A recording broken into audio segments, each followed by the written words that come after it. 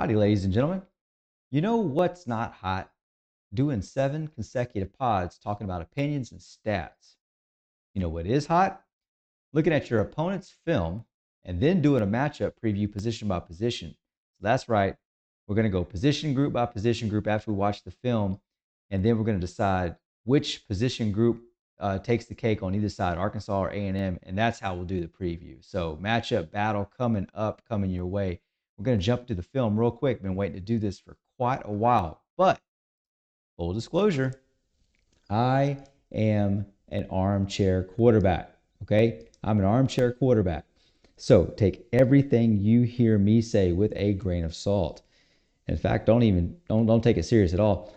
There's plenty of you coaches out there, I'm sure, somebody that knows way more than me. Please feel free to chime in the comments. I'm just going to give a very surface level preview of what's going on here with Arkansas's offense and defense, watching how they performed against Tennessee, and then kind of giving you commentary on what I think A&M is going to do with that and what A&M has traditionally done with that with their defense and offense to attack these kinds of ideas, right?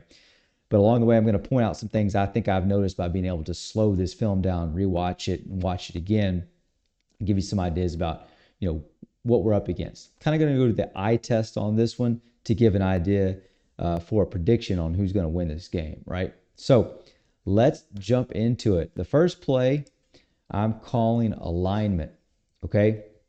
So I want to focus you in on a lot throughout this preview, but in a few particular plays, this one most pressing.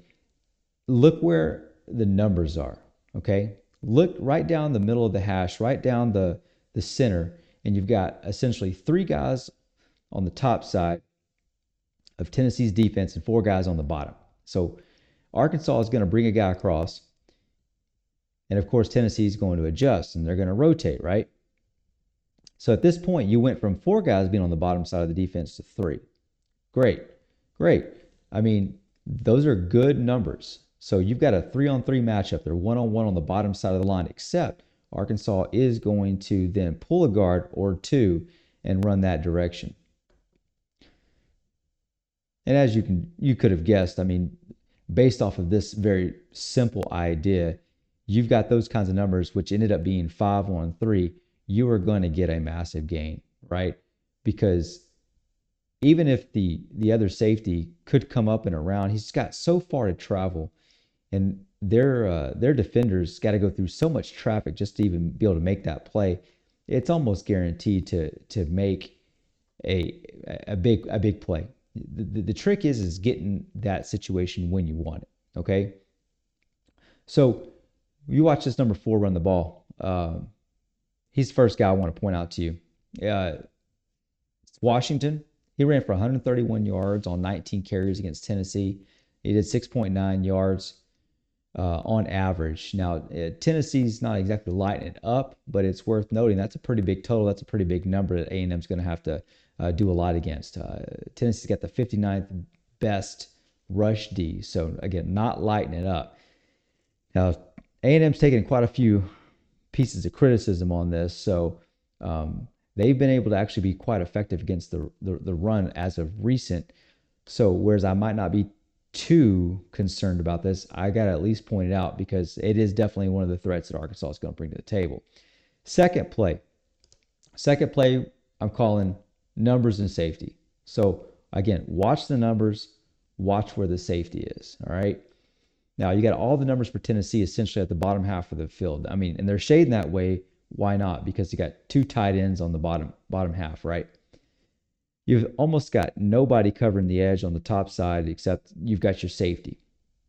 So if you could freeze, well, of course, Tennessee and Arkansas don't do a very good job of this all game long, which is freezing on the RPO. But when Taylor Green pulls it and you've got 2 guards pulling or the 2 tight ends coming across, again, I talk about the traffic in some of these situations. If you've got so many defenders on the bottom side, how are you going to actually rotate those guys over? You don't have anybody outside of the edge for Tennessee. So the safety is going to have to make up all that ground just to come up there and make that play if they end up going to that side of the field, which of course they do here. and they're actually able to bunch up Tennessee's defenders and get them all caught up in traffic on the bottom side. So Arkansas ends up with an extra blocker to take care of the safety, and of course Taylor Green's just going to run straight on into the end zone. He's a dangerous guy, very dangerous guy, much more dangerous than Lagway. He's probably got the same arm as Lagway, not quite as accurate as Lagway. Um, Actually, maybe somewhat to a degree more accurate on the run. But when Lagway's got a pocket, he's pretty good. But for Taylor Green, his biggest strength is going to be able to use his legs when he uses them correctly. For this particular situation, when you see them, they're in the red zone here. Arkansas is 34th in the red zone for conversions. They've had 24 trips. They've scored 22 times, and they've made got 21 TDs out of that. So they're pretty good once they get down there because of plays like this. And you're going to see more of this where the defense has to respect the running ability for Taylor Green. Let's squeeze over to the next play. I'm going to call this one cushion and safety. Okay, and watch how they end up reading the leverage on this. Okay, so you got a bit of an RPO. It's supposed to freeze the linebackers a little bit, but they're playing run pretty much the whole way, except for the safety. Now you got one of them coming up and one of them scooting back, so maybe it's not quite fair to say that all the way. But look at the bottom two defenders for Tennessee, the left D tackle and the left edge, right? Look at the leverage they've got. All right. They are outside shoulder on both of those offensive linemen. But you got the safety pulling up and you kind of see him going towards the gap, but he stays outside. In my opinion, this is where the mistake was made. So you can start to see the dump truck sized hole right in the middle of the offense and defensive line. And of course, if he were to run to the right side of his offensive line, I believe this is Washington again, but it might be Russell. Yeah, that's Washington again. He's a little bit more of their scat back. Russell's their big bruiser. You'll see him a little bit later. But with those two defenders on the outside shoulder of the offensive lineman, I mean, if the running back tries to go outside, I mean, they're in fantastic position to jump on that play. So in my opinion, the safety coming up made all the mistake right here, where he should have been going inside to fill that gap to close that up for Tennessee, and just didn't do it. Now, I mean, uh, it's hard for me to, I don't know, criticize Tennessee a whole lot, but there's going to be plays where you're going to, offenses and defenses are not going to run perfect every single go around with every single play, but I do want to emphasize it because A&M is 10th in tackles for loss because we do get our safeties up in the box and we get them in the right gap. So whereas I like this play to emphasize the effectiveness of A&M's defense at this particular time.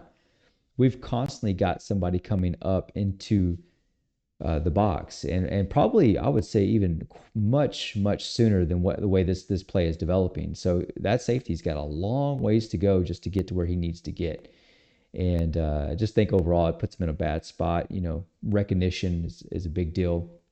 Knowing where to be, communication, knowing what your assignment is. A lot of that's maybe not present on this play for Tennessee, whereas A&M's been pretty consistent with this type of play. Going to the next play, I think you've got a situation here where you got Taylor Green, he's trying to do too much. Like I said, he is like almost all of the offense.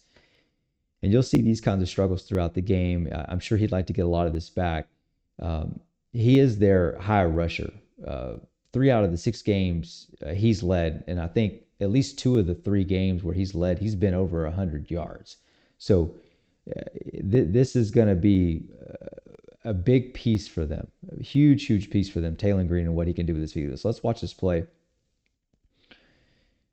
I mean, right off the bat, you're watching the edge for Tennessee, and he just gets through, I mean, real clean. And this tends to happen to Arkansas not from time to time. It's a little bit more regular than that, but this is pretty early in the game for this to happen. They don't give up a whole lot of sacks and a whole lot of tackles for loss. But I think what you end up having on this one is Taylor Green's just trying to do a little bit too much. He's not recognizing that he's running to his non-throwing side, and he's going to have to come back to that at some level. And he's just trying to do too much.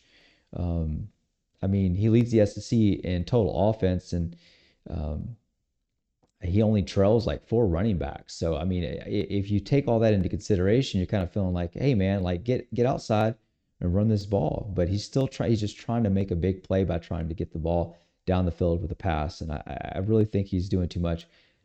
If he can not make these kinds of mistakes against A&M, it will go a long way to helping them stay in the game. I do think this at this point it is A&M led game. Last I checked, the line was like 7.5, 8, somewhere right in that area, which maybe is closer than we might would have thought it would be. But Arkansas's offense is really quite good overall.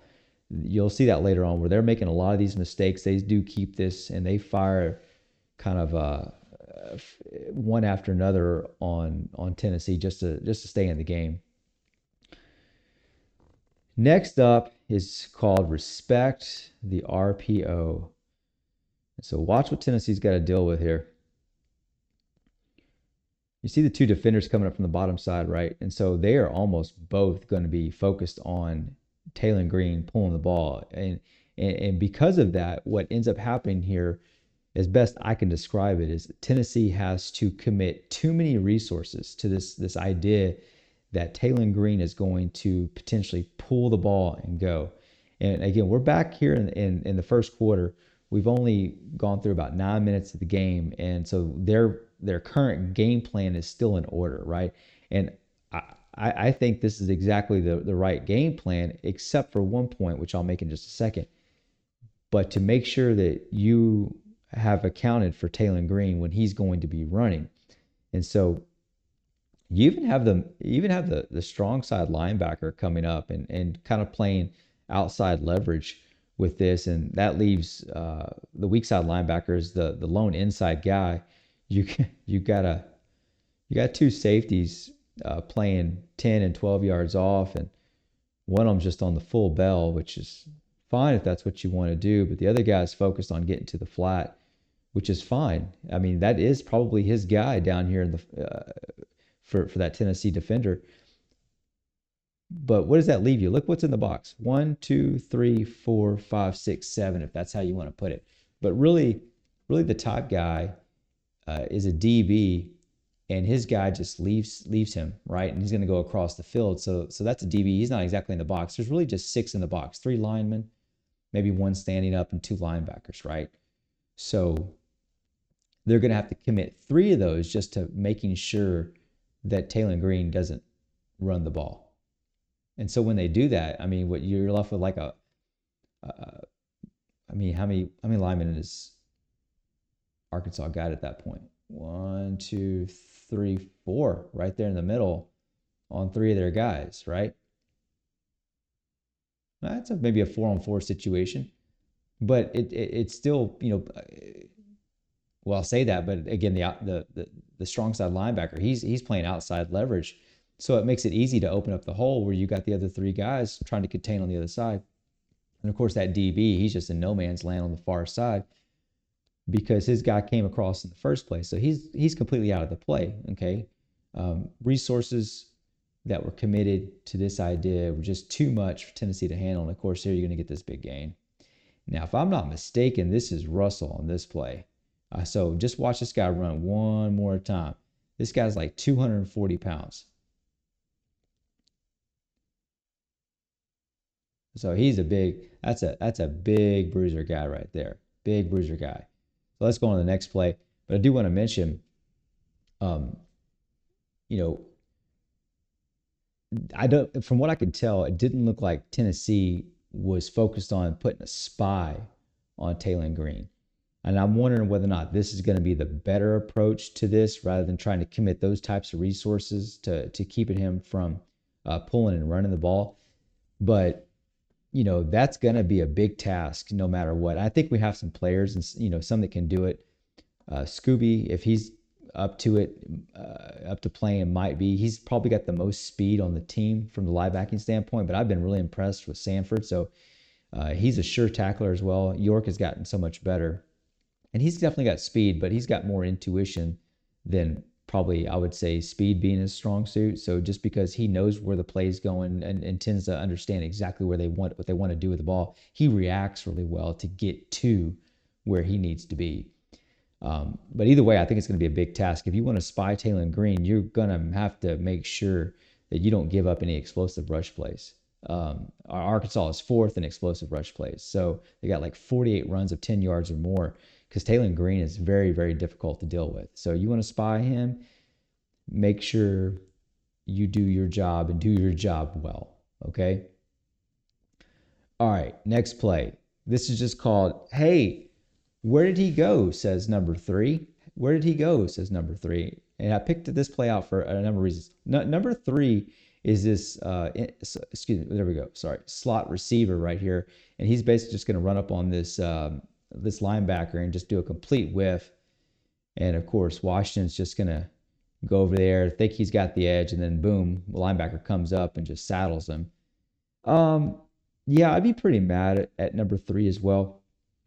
Now, for you Arkansas people watching, you may have the same take about this. You may think it's unfair. I don't know. One of the reasons why I picked this play out is because just to make a quick point, and I'll tell you, A&M people can chime in the comments if I'm wrong about this, but our wide receivers are really good at blocking. Bussy, Ashton Bethel Roman, guys that aren't playing direct roles in the passing game on a regular basis. They're kind of playing second fiddle when it comes to receiving and passing yards and touchdowns to Craver and KC. They are making all the difference in how effective our offense is because they're blocking and they're real good at blocking. I don't know if I agree with this particular schematic issue, trying to get that particular person to block that big guy.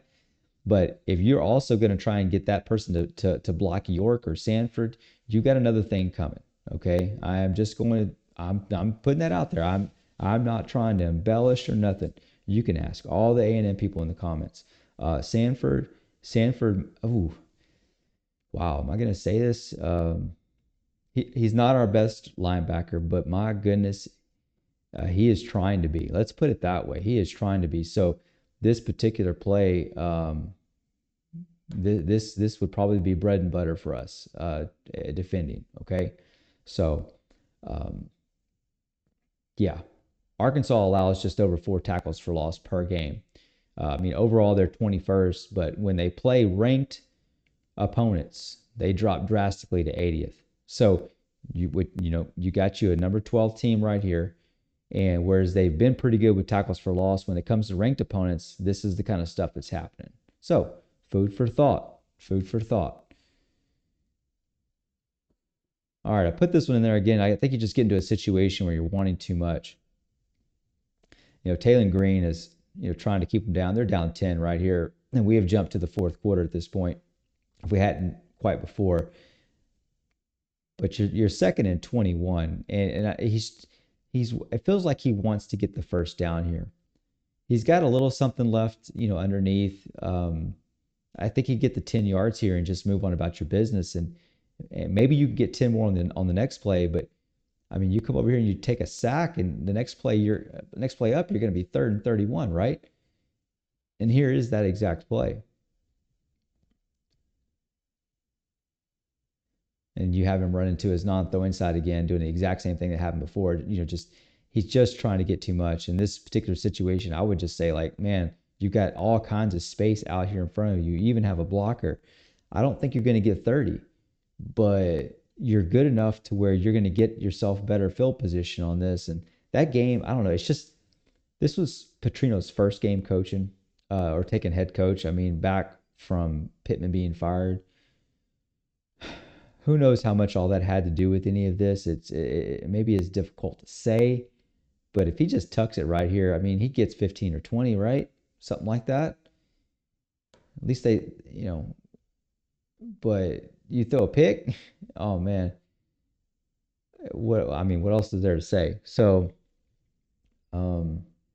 yeah, she's watch the right tackle get smoked. Let's watch it one more time. The right tackle is just going to get smoked. This is the, again, fourth quarter. And I point out this one also because Cassius Howe is a grown man. And when it comes to the fourth quarter and the depth that A&M's got, it's going to be pretty difficult to hold off these pass rushes late in the game. I mean, I don't know what Arkansas's got on the offensive line fully, but I know what A&M's working with, and so I'll take this time to point that out to give you some contrast. But A&M's going to be rotating 6 or 7 guys at offensive line to stay fresh throughout the game. Is Arkansas going to be able to do that? We're also going to be rotating a lot of guys on the defensive line to stay fresh. I mean, Regis, Hicks, Onyedem, Hayes, uh, Kennedy, of course, Cassius Howell. I mean, all these guys are significant guys, and they're come this time in the game, they're going to have a lot of energy left, more so than you might think. A team is going to have. But yeah, Arky's sixth in total offense. I mean, 511 yards per game, worth noting. I mean, that's what they did somewhere around there in this game. They're giving up like 1.5 yards, excuse me, 1.5 sacks per game. But they played number two in defense here in sacks, and they gave up 5. So I just want you to be aware of the quality opponent that they went up against here, and the struggles they end up having, which they weren't having previously. So now they're going to go on and they're going to play number 5. A&M's number 5 in sacks. So so all that stuff I mentioned is one of the reasons why. So pretty interesting from this Arky and Tennessee game. Next up, let's get over into some Arkansas defense. So I'd say the Arkansas pass rush was there early. The lighting's kind of weird on this clip. I mean, we're back to first quarter again. Look at their right edge. I mean, he does a really nice job here. And I think what Tennessee's got for game plan wise is, early on to get the ball out quick, not let their pass rush get home. Just settles for a little check down, no big deal. Makes a great catch. Linebackers just, they're just all kind of filling this out early on. A lot of space that they're giving up. And quick pass game plan. They try to do that until they just unable to reproduce the pass rush, I think is what was trying to go on until they get tired. I don't know if Arkansas can rotate these guys in the same way you're going to see A&M do it. That's another reason why I point this particular play out, because you may be able to do this early on. We have done this a lot early on to our opponents, sacking guys multiple times in the first series. But we continue to keep doing that and wreaking havoc throughout the game too. So as we get to the fourth quarter, we'll see if that can kind of keep pace or not. But as you can probably guess, it's probably not going to. So let's look at the next one. I want to focus on Tennessee's wide receiver routes here. Now also look, you can see Arkansas playing just a little bit. They're playing more, press man here, not giving so much room, and we're just halfway through or so the first quarter. Yeah. So what do we got here? Slot receiver going out, doing a 15, 20-yard out, rounding that off. Defender's just not ready or unable to keep with him, and that's fine. I show this because Arkansas's biggest crux is their secondary. It is their pass defense. This matchup's not good for Arkansas, in my opinion. I mean, KC Concepcion is one of the best route runners there is. Craver, whereas he may not be as good a route runner, he's going to come with you in speed.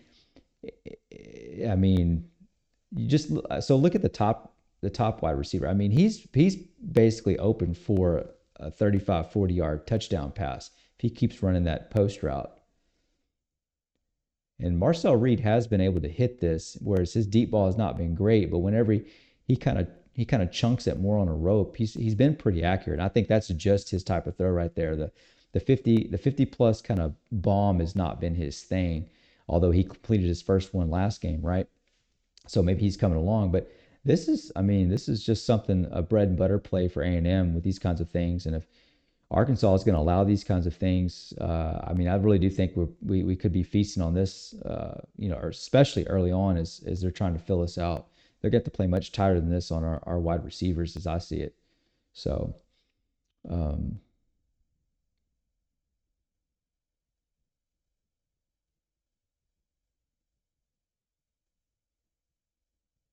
now just one more thing I wanted to mention real quick.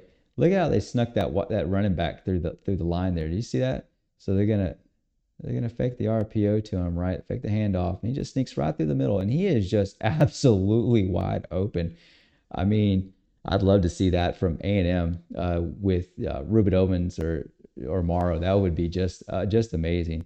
So watch out for that play early on. This could be something to to gash them on early. That's a fantastic play. Okay, again, we're just going to get back to alignment and numbers on this next play. Um, watch it one time. Okay, look at Tennessee's center. Okay, and then look at how Arkansas's defense is structured. So you got 7 in the box right there, right? And 4 of them on the opposite side of the center. You got 3 on the bottom side. And so they're really just going to box them in, same way Arkansas did earlier in the game on themselves. It's almost the exact same play. Of course, the tight end's going to come across. They're actually going to pull a guard as well, and then you just don't have any outside, edge person. I mean, you got one guy coming up, but of course the blockers are coming over, and I, I guess another reason why this play stood out to me is because you got the safety that's just waiting and waiting and waiting. And even the linebackers, to a degree, they're just waiting, it seems like, for something to come to them and just not that aggressive. And I think this is one of the reasons why, they give up the yards that they do. Arkansas feels like they're just waiting on the play constantly to come to them. They're 122nd in total D, and I think it shows on these types of plays. So I won't spend much more time on this because I got to get over to this next one. I got to point out and make a big point about this. Speed kills. Now this is not a completion, but I mean just look at the way that this wide receiver for Tennessee puts it on this DB. I mean, there's no hands on him. I mean, it is 3rd and 6, so he's kind of playing to keep it from being a first down. But on a play like this, I mean, like surely your number one thing is to not let the guy get past you. But what has he got? 2, 3 steps on him? That's going to be real tough for them. Craver is a speed demon, absolute speed demon. So watch out for something like that all night long. Now, I do worry because I think we had, or at least we thought we had the same type of matchup against Mississippi State. And we threw it deep, at least 3, 4, maybe 5 times, or was it more than that? We just couldn't hit on one. If we're not able to get some of those hits here, then it does start to concern me. I think they're gonna be available. I mean, I don't see a way that they're not. I mean, even if he crosses in the middle of the field or something, but Craver's so speedy, and KC can run so many, run his routes so well that there's bound to be a number of options open throughout this. But this one best emphasizes how Craver's speed could allow him to really do some damage against Arkansas secondary. So,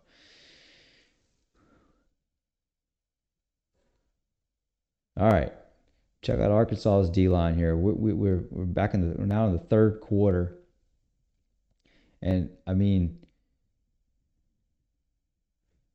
remember what I was talking to you about? Like A&M's offense is going to be rotating 6 or 7 guys on the offensive line. So Arkansas, you're going to have to contend with that all night, and we're just going to kind of lean on you with the running game probably early.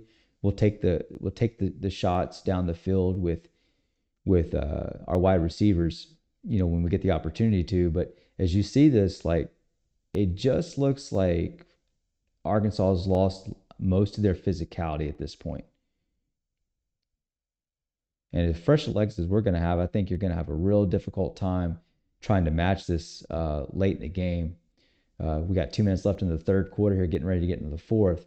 A&M's got the 16th best red zone conversion rate. Their red zone offense is 16th. They got 21 trips to the red zone, 20 scores, 15 TDs. So that's a big reason why we're good in the first place. And I'll tell you more about that when we get to the matchups. But just being fresh, being healthy, rotating those guys in and out, it's just going to be it's a big advantage. It just is. It just is. Last play. Is this the last one? Maybe I got one more after this. Oh yeah, this is where they throw it to their tight end. I had to put this one in here because I had to say that we've got 3 tight ends.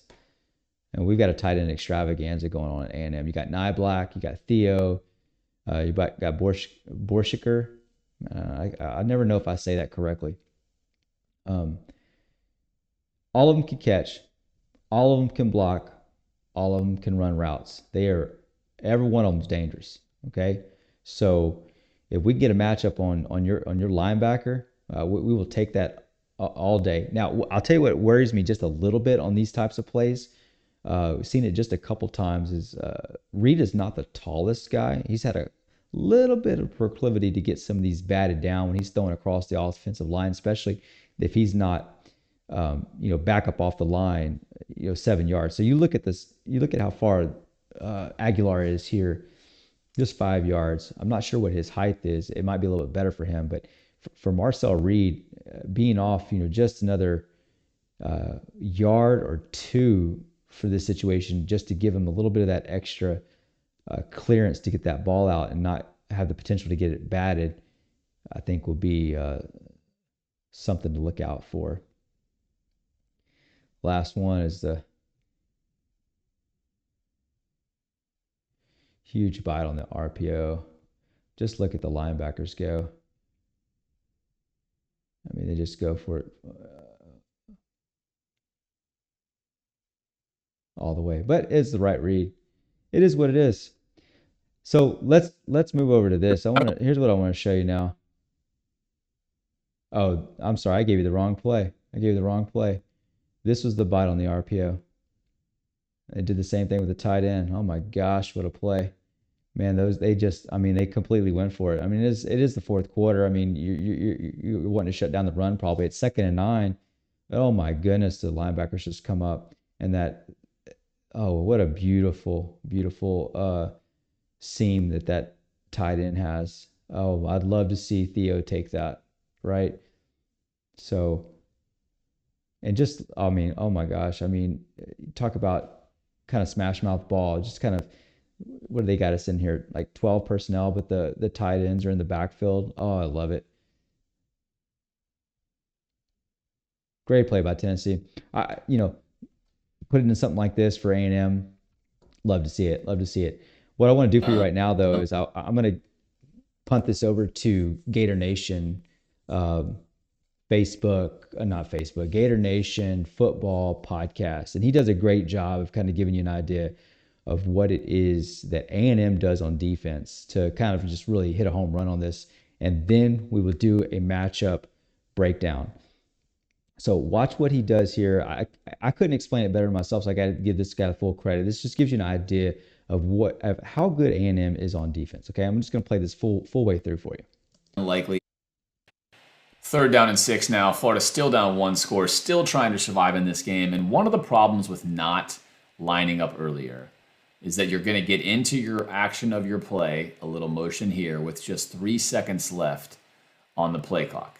Because pre-snap right now, the way this looks is it looks like, right, this could be cover 1. It could even be a 0 look because he's getting pretty cagey. But you've got 3 seconds left. Now you're going to get into the little motion of your play. And now for sure, he's all the way up in the fit, loading the box, right? And now, 2, 1. Now this looks like down here you absolutely have 0. Highly unlikely any safety is going to be here. Of course, he could still drop back, but you definitely have one-on-one for anything you want. Imagining they're single high, you still got that. Now up top here, with the depth they have, they could obviously get into a fit where they're going to 3-on-2 this. But here you definitely have got one-on-one for anything you want to the outside part of this field, and you might have 0, right? You might have 0, but you've got 1 second left.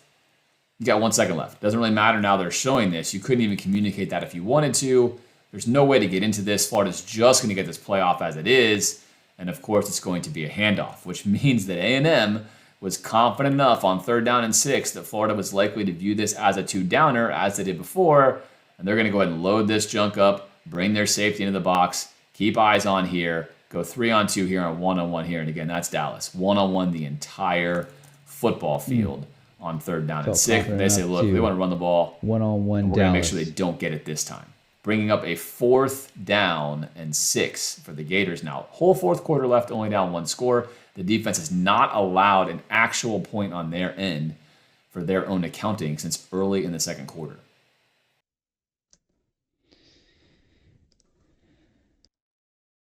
Yeah, so that was he was talking about Dallas Wilson down there, uh, who had put it up 131 yards on Texas the previous week, and then was 20 yards against A&M. So Arkansas, just that's a 5-star guy. Um, went up against what would be is supposed to be an elite defense in Texas. So take that as you want. Okay. So hubba hubba hubba. Who you got? Who you got? We're gonna do a matchup. So take a little line from the Joker out of Batman there. I don't know if I did it true justice or not, but let's go position by position now and take one position for either Arkansas or A&M, and then see what we got when it all washes out.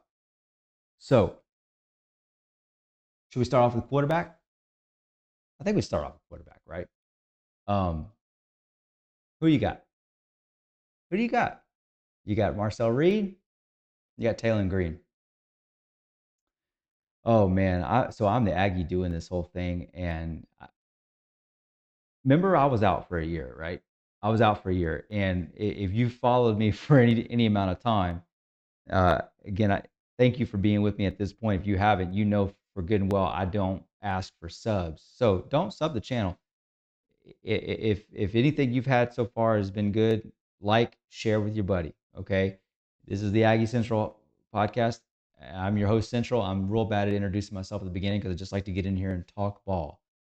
But as part of my being out for a year on sabbatical, I said I was going to come back and give as best I can, non-biased previews. No Kool-Aid, no maroon sunglasses, all that kind of stuff. So for QB, I'm going to take Jalen Green at this point. Now, not because I don't believe in Marcel Reed. I got all the faith in Marcel Reed right now. But here's the deal. Um, Taylor Green's fifth in the SEC in rushing yards. So he's behind four running backs, then Taylor Green. Okay, that's how it works out. He edges Marcel in passing yards per game. He's got more TDs and a higher completion percentage than Marcel as well. So based off the numbers, I'm going to take Arkansas. I think it's I think he's got just a neck on him. I think he's a little bit more polished. I think he doesn't have the virtue of having some of the things that Marcel has. And so, therefore, like you see on the film where he's trying to do a little bit too much. I think if he had what Marcel's got, we probably wouldn't have much of an argument going on here. Now, I've got, again, like I said, I've got full faith in Marcel. Dude's becoming a monster, in my opinion, doing anything and everything he's being asked to do. So, right now, I'm going to put Arkansas out there. Running back. What do you got? A&M's got an interesting situation going on at running back, don't they? So, you know what? You Razorbacks, you probably came on here and you thought, you know what, this guy, man, he is just going to pick A&M all the way, and he's already started off with one Razorback pick at the position group. No way he's going to take two in a row. No way.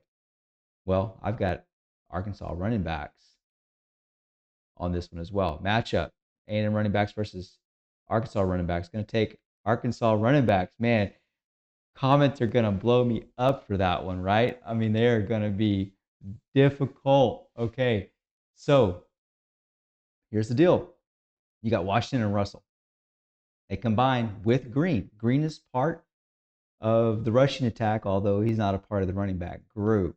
But I am going to kind of lump him in here because I think the whole point of looking at the running back group is because you're looking at um, rushing in large part. But you would also take into their ability for pass catching. Certainly, Ruben Owens is a good pass catcher. Um, but that's not the biggest reason why I'm taking Arkansas in this one, right? I mean, Washington and Russell, they combine, like I said, with Green. They're three of the top 30 rushers in the SEC. A&M has three in the top 31, and that includes Marcel Reed. So it's very comparable just off those numbers, but that includes Le'Veon Moss, y'all. And Moss is going to be out for, I don't know, 3, 4, 5, maybe 6 weeks. He might not be back until postseason. So without Le'Veon Moss, we've got Ruben. It's going to probably be headlining. Then you've got either Daniels or Morrow that's going to be, running backup on the regular. Maybe EJ Smith. Okay, not really sure which one of those is going to take the cake. I'd probably go with Morrow in my opinion at this moment. But Washington and Russell are a good 1-2 punch. So um, without Le'Veon, I think it's a fair take. I think it's a fair take to take Arkansas's running back position group at this point. So I'm going to do that. But now, when we come to wide receivers, you is he going to take Arkansas three in a row? I mean, Arkansas's got a dangerous offense. Maybe I'm going to take them three in a row.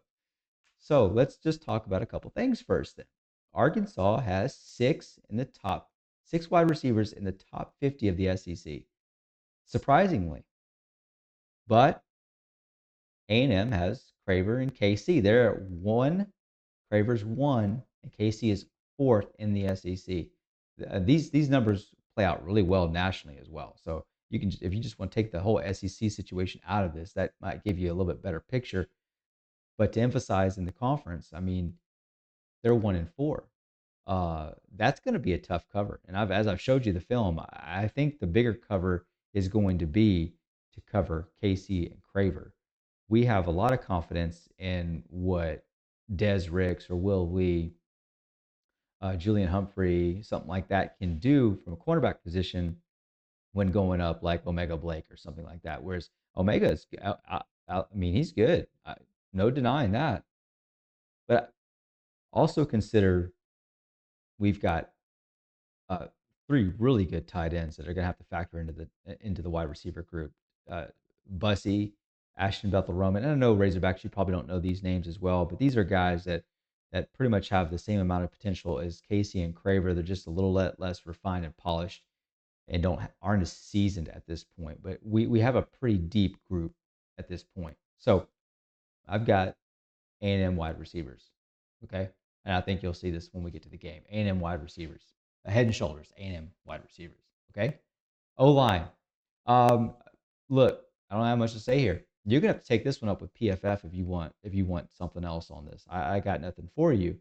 PFF, I think, if I'm not mistaken, has graded A&M's offensive line, the top offensive line, last 2 weeks. So argue with a wall. I mean, that's just what I'm gonna have to say.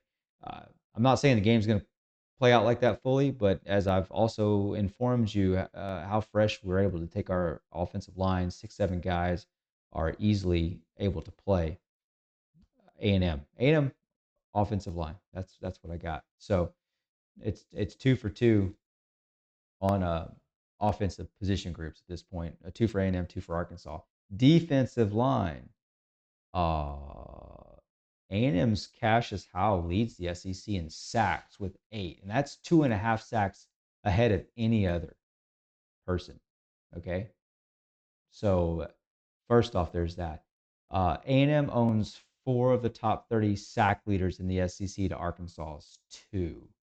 So yeah, getting into a more contextual piece too with all the depth that we're going to be rotating in with this whole thing. I'm gonna take A&M's defensive line. I think this is a position group that's been progressing almost every week. Every week, I believe that you are going to see this, and if you are going to argue with me on this, I think you will see the results on the field. I honestly do. Linebacker, linebacker. Wow. Nah, there's no way. No way. It's Arkansas, right? Arkansas has 5 of the top 30 tacklers. And 2 of these are ahead of York. Dixon being, or not Dixon, Dix being one of them. Um, two ahead of York in the top five of the SEC. So, um, I, by the numbers, I really want to take Arkansas. I mean, I think they make a really good case about this, and I wrote it down back and forth, back and forth. I cannot take Arkansas's linebackers. I have to take A&M's linebackers. I mean, this is so much fun doing these matchup battles. I have to take A&M's linebackers. York and Sanford, Scooby, if he plays, Sanford has just been playing lights out. So, barring some sort of massive letdown, I think I just, if I thought I was impressed more so by the defensive line, Sanford coming in and doing what he's been doing has just been nothing short of astounding. That's it. Okay. Astounding. And last group, cornerbacks. Uh, I will take A&M by a thread on this one. Okay. But Arkansas has the top pass defender in Julian Neal, two others in the top 30 of the SEC.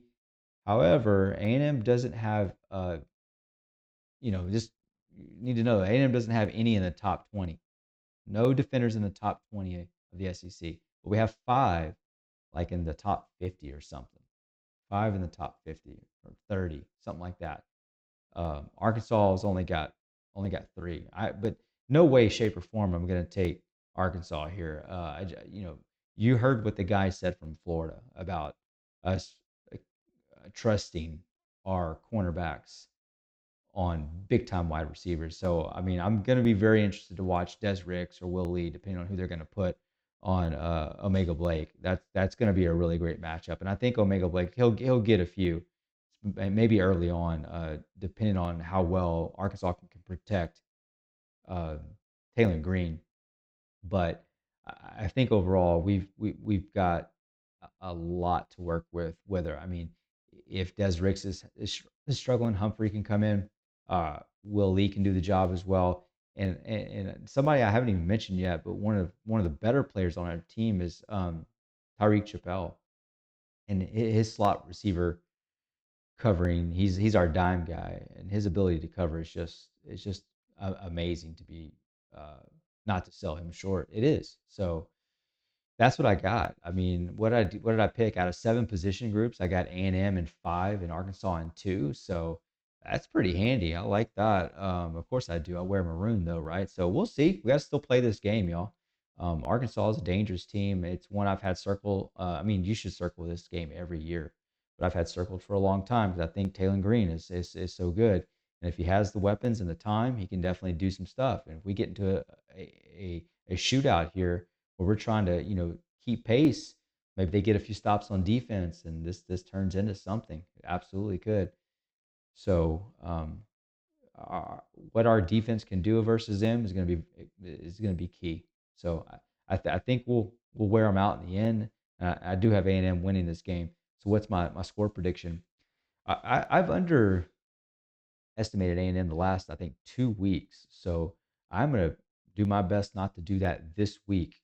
I think Arkansas scores, and I was thinking about the game last week against Florida, and generally speaking, I project Florida to be a better team than Arkansas. And so if we beat them, what, 34-17, I was kind of judging that. I was like, I think our offense can do a fair amount better against Arkansas's defense. So bump up from 34. And then I think I was going to say our defense, I think, can do better against Arkansas's offense. But I started looking into the numbers, thinking about, I thought it would be comparison between Taylor Green and Lagway and between Florida's wide receivers and Arkansas's. And it really just kind of came to the conclusion. I think Arkansas on offense is a bit more complete and consistent. I think Napier's been pretty bad, and Petrino's a lot better for Arkansas at the moment. So I didn't downgrade it so much on the offensive side of that, on how many points Arkansas is going to score. So uh, we allowed 17 to Florida, and I'm going to say we're going to allow 20 to Arkansas. But I think we're going to tick up just a little bit from our offensive side of things, and I'm going to go this game 38-20. That's what I got. I think people will definitely think it's going to be a lot closer. I don't begrudge that point. Definitely could be the case, but I'm going to go with 38-20. So That's what I got, y'all. That's my prediction. Hope you enjoyed it. If you did, like it, share it, do what you got to do. Hope to see you back next time we do this. Over and out.